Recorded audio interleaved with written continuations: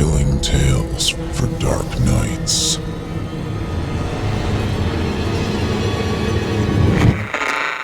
Want to make sure you never miss a Chilling Tales for Dark Nights video again? Be sure to subscribe and hit that bell to turn on notifications.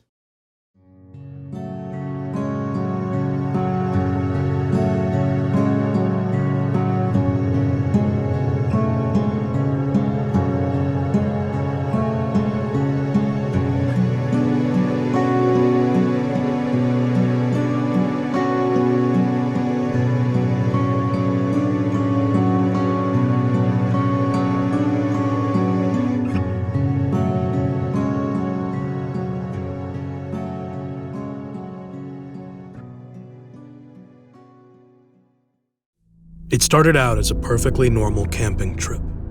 It was me, Rosie, and Jonas, just like usual. The three of us have been friends since high school, and although there are often other people in our orbits, it's always the three of us together at its core.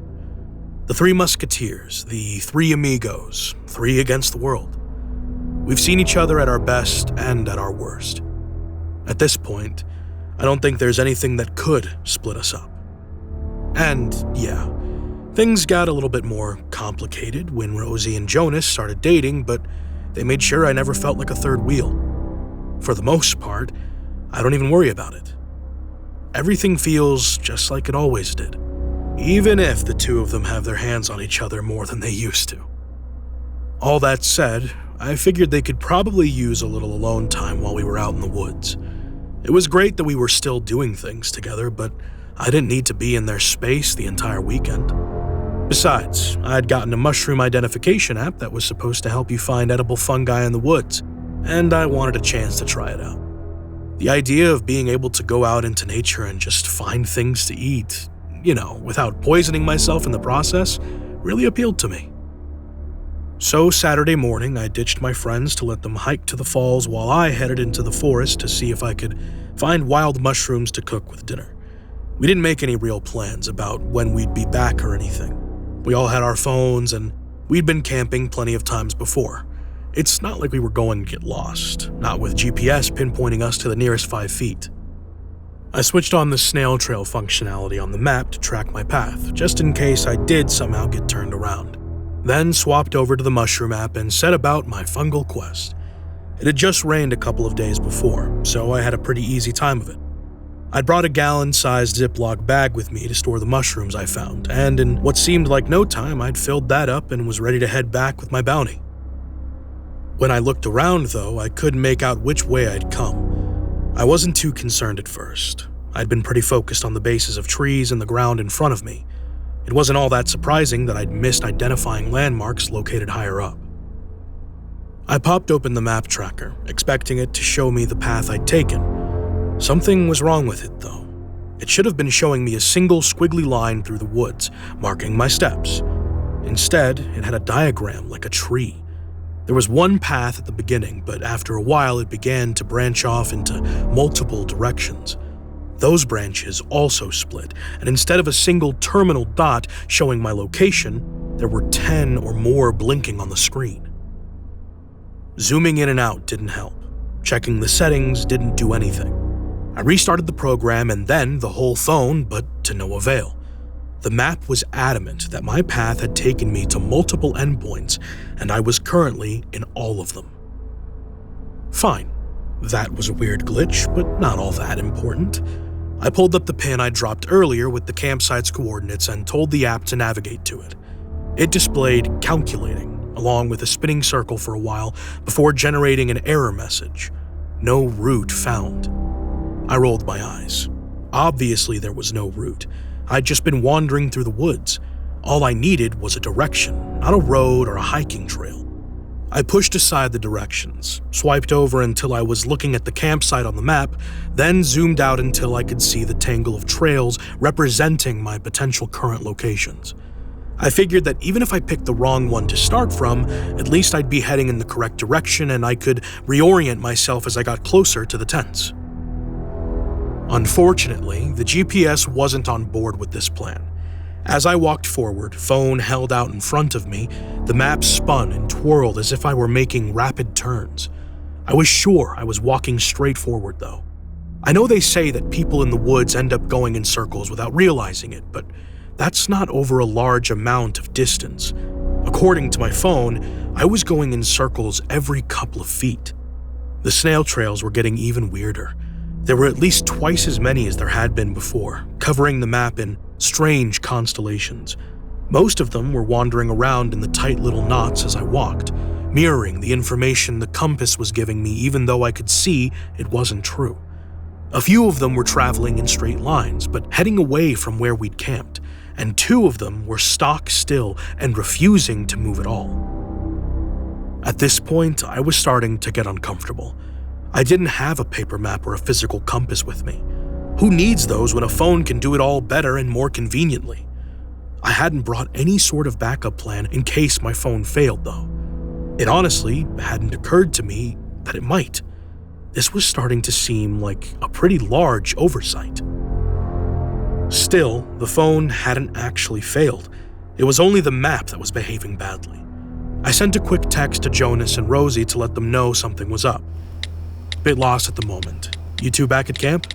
The reply came back quickly. Still no. Probably a couple hours.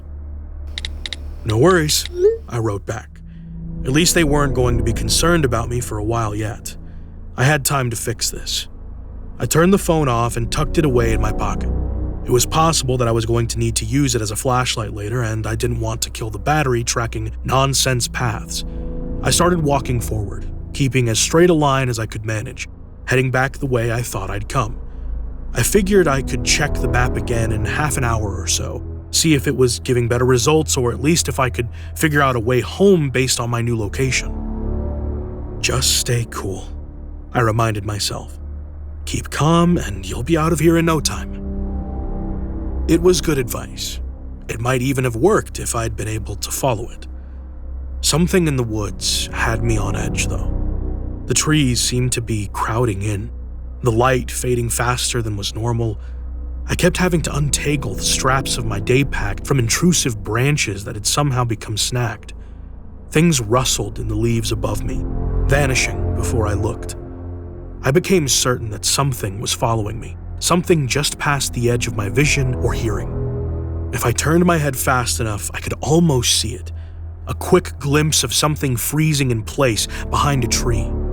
I went back to look a couple of times, but there was never anything there, and when I turned forward again, the woods ahead no longer looked familiar. The rustling grew more frequent. The feeling of being stalked intensified. I felt like whatever it was gaining on me. I began to walk faster, but it kept pace. Fear began to set in, a bone-deep terror that spread outward until it filled my whole body.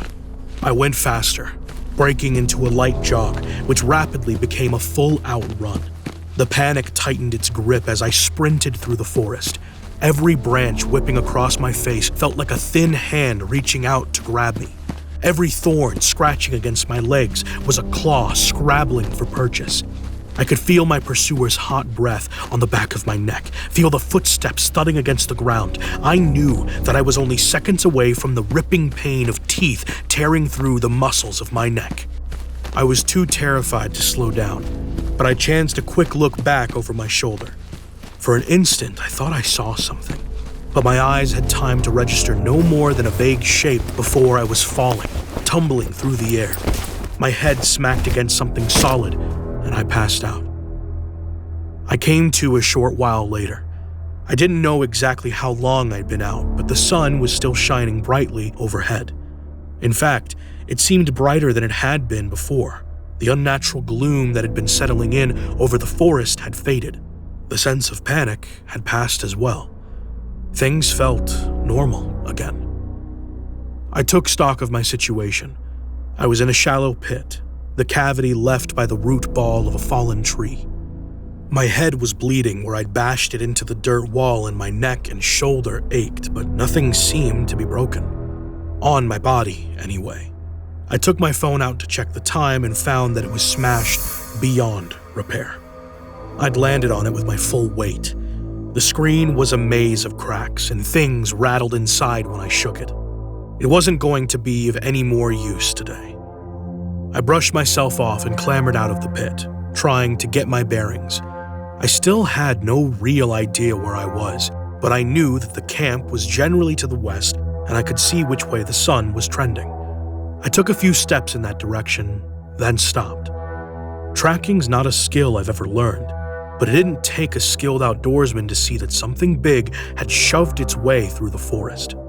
Grasses were trampled, small branches broken, leaves torn off of trees and stamped underfoot. It looked like it had been going in the same direction that I had been. I could see similar signs of passage on the far side of the pit where I'd been running before I fell in. But what had caused them over here?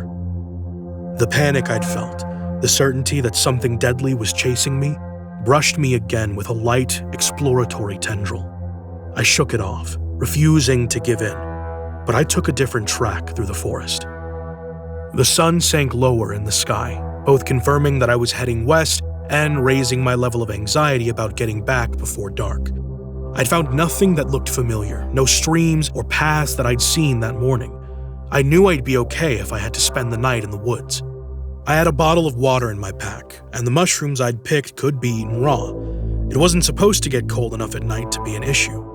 But compared to sitting around the fire eating s'mores with friends, snacking on raw mushrooms alone in the dark seemed like a pretty distant second. Dusk set in. I'd resigned myself to not getting back to camp that night, but I was now feeling guilty about Jonas and Rosie.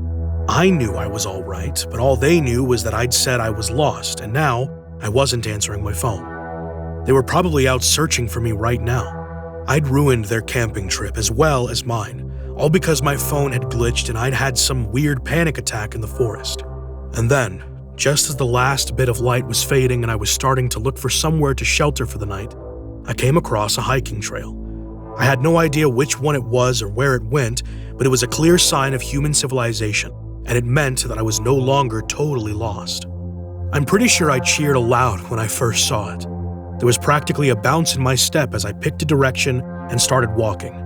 Wherever it took me, I was bound to run into people eventually. I was close to putting this whole misadventure behind me. Hiking trail or not, walking through the woods after sunset isn't easy. Even going slowly, I tripped and nearly fell a half a dozen times.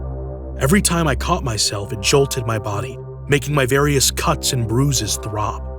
I was footsore, hungry, tired, and ready to give up when I came to the trailhead in a small roadside parking lot. To my delight, I recognized the area. I was less than half a mile away from my campsite. I hurried along the road, spurred along by the smooth surface and the promise of nearly being back. Jonas and Rosie probably wouldn't be at the campsite, since they'd probably be out looking for me, but maybe they'd left some sort of way to contact them. There had to be rangers or police involved in this, right? There had to be regular protocols for lost hikers. As I approached our camp, I saw that there was a fire going. I could hear voices. They seemed amused and relaxed, not worried and concerned. I started to feel offended. Were Jonas and Rosie just chilling out by the fire? Had they not even wondered where I was? I could have been badly hurt. If I'd broken my leg falling into that hole, I would never have made it back, and they hadn't even considered coming to look. I drew closer. There were 3 people around the fire, not just 2. I could see Jonas and Rosie's face, but the third person had their back to me. Were they just socializing with some new person instead of looking for me? What was this, some sort of friend exchange? Well, we lost one, but here's a new one, so no problem. I was about to call out to them when the stranger by the fire laughed. Tilting his head back, my words died in my throat. It wasn't a stranger at all. It was me. I clutched a tree for support and protection, peering out from behind its trunk as my mind whirled. I stared at my duplicate. In profile, at least, he looked just like me. His hair was cut the same. He was even wearing the same shirt I had on. He launched into some lengthy monologue. I couldn't make out all of the words, but I could hear the tone and cadence well enough. His voice didn't sound like mine, but it was familiar. After a second, it clicked. He sounded the way I did on videos. He sounded like me outside of my own head.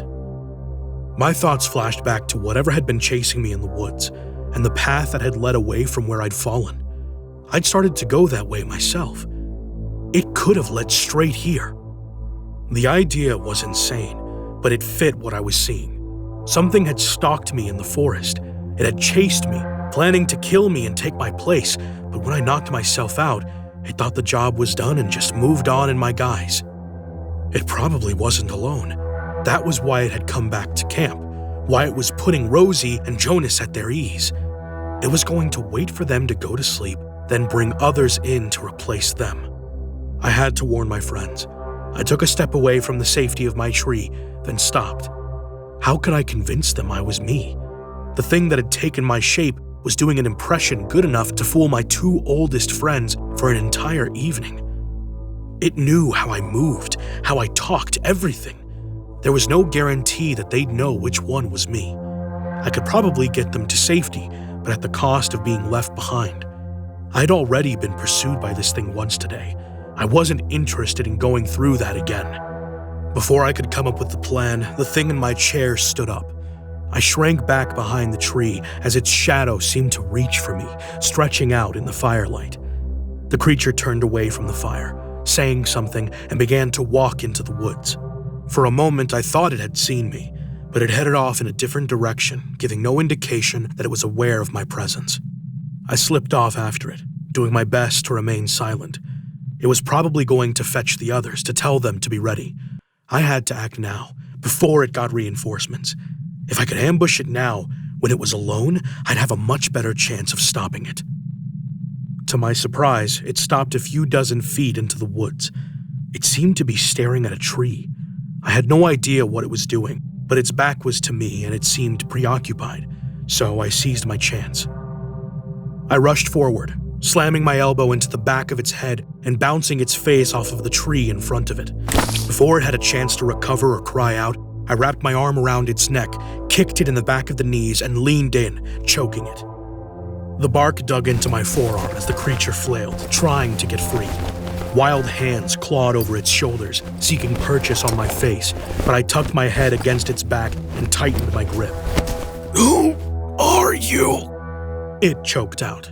Even in its distress, its voice was still a perfect mimicry of mine.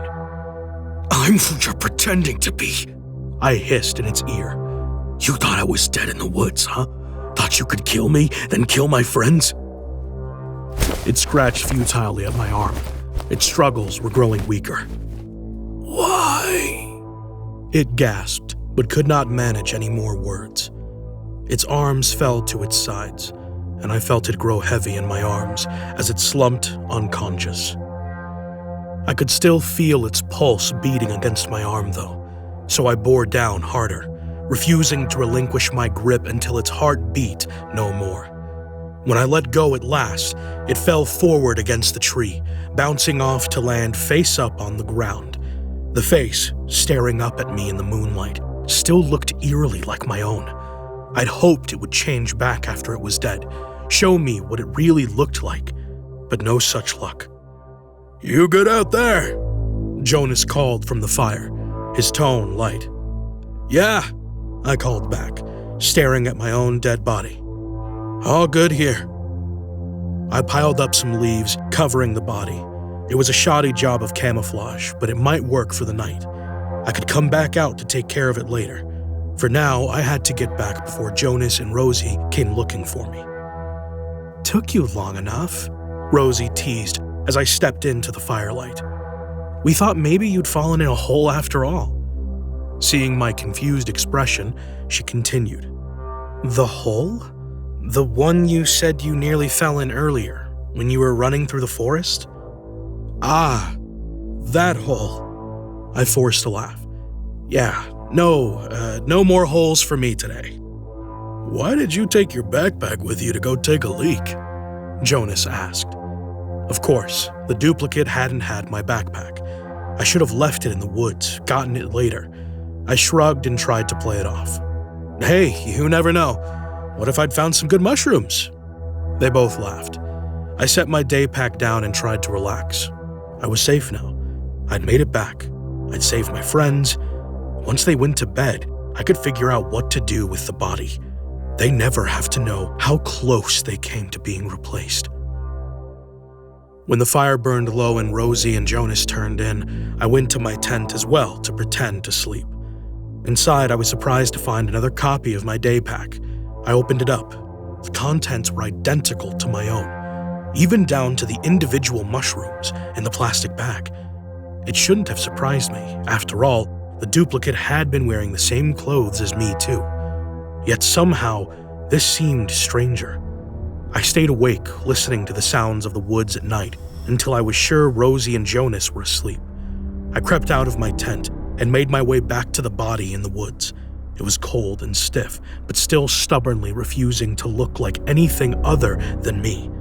I took it by the ankles and dragged it away. I found a small ravine not too far away with soft, muddy ground at the bottom and overhanging dirt shelves. I dumped the body over the side and kicked at the edge until chunks broke off. The resulting dirt slide covered the corpse well, and the branches and leaves I carried over completed the job. No one would find this unless they were specifically looking. As I retraced my steps back to camp, I spotted something reflective lying on the ground. I picked it up to discover that it was a cell phone. I took the smashed phone out of my pocket and studied the two side by side. Except for the damage mine had suffered in the fall, they were identical. Same model, same case, everything. I pressed the power button on the one I'd found, and a chill ran down my spine as it lit up to reveal my lock screen. Reluctantly, I pressed my finger up to the sensor. I wasn't sure if I was relieved or unnerved when it unlocked. I made my way back to the tent and slid inside, zipping the flap shut behind me. I undressed and crawled into my sleeping bag, but sleep had no interest in me. I lay awake, staring at the domed ceiling of the tent. My version of the cell phone was broken. It made sense. I'd fallen on it. It wasn't worth a second thought, and yet, wasn't that an awfully convenient accident to happen to the one thing that had to connect to an external network through a unique identifier and couldn't be easily replicated? I would know if I weren't me. I'm sure of it. But I wonder if the copy at the bottom of the ravine thought the same thing.